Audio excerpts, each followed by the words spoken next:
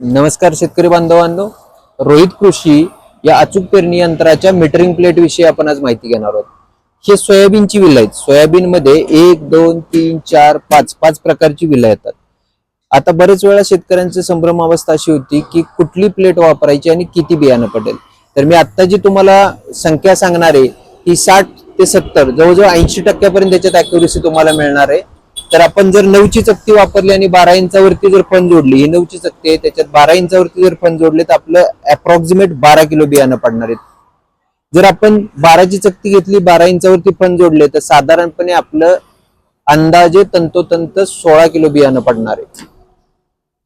जर आपण 18ची चकती घेतली आणि 12 इंचावरती फन जोडले तर आपलं 24 किलो बियाणं पडणार आहे.